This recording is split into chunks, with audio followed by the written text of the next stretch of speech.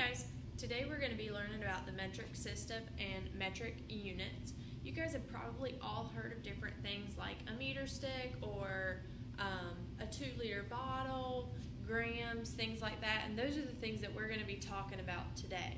So the first thing that we want to identify is our base units, and hopefully by now you guys have a sheet that looks like this that you are able to fill in with me as I go. So looking at the base units, the base unit for length for the metric system is going to be a meter.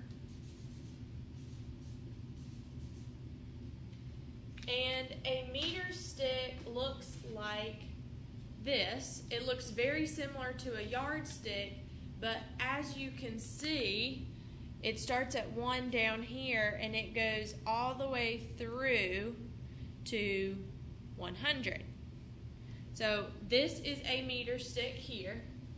For weight, we have grams. You may have heard of a paper clip be identified as weighing about a gram or a piece of paper.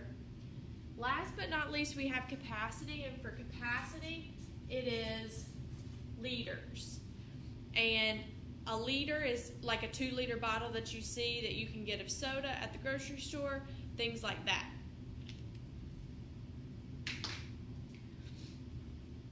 Now, the way that we remember our metric units is by using something that kind of looks like a set of stairs. You might have heard it called a ladder. I'm going to refer to it as a stair step. Okay? So the way that we do this is we have a couple different prefixes that we have to know before we can actually begin to learn about these. The first prefix that's going to go up here at the very top part of your stair step is kilo.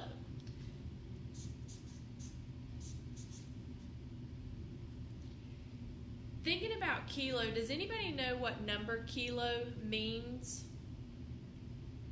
If you said 1,000, you're correct.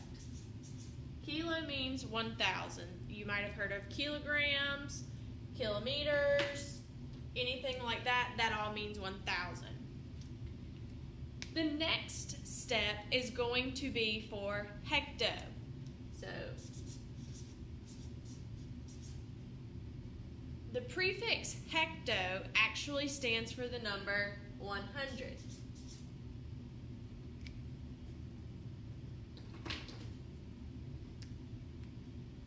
The next stair step is going to be for the word deca. Anybody know what the prefix deca means if you think about decade? Good. It means 10.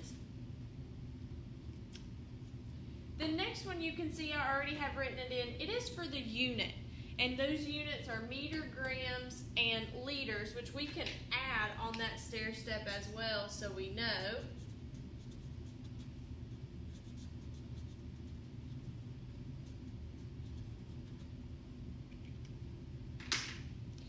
After unit, we have deci, which is not to get confused with deca. Deci represents 1/10. So notice as we go down, we're getting smaller.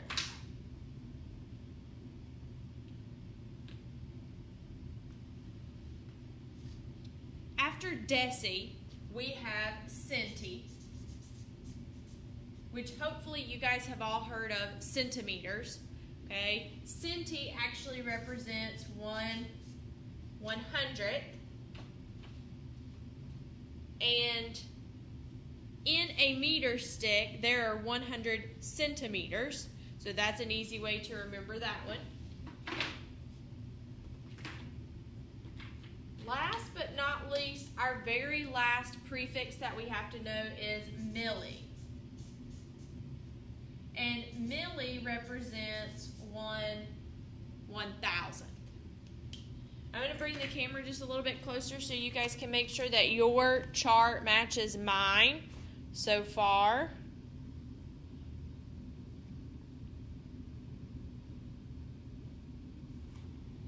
Now, the only other thing that we did not fill in was the unit. Unit actually just represents the number 1, so that's fairly easy to remember. Now, when we start converting units, you guys are going to have to learn how to move the decimal. So in order to convert on these different numbers, you must move the decimal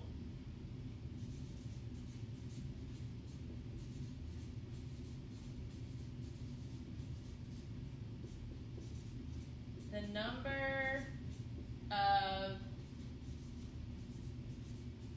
spaces on the stairs. So we are going to go ahead and start looking at the bottom half of your sheet. It should look like this, where it talks about to convert, and it gives you some examples and then conversions that you should know.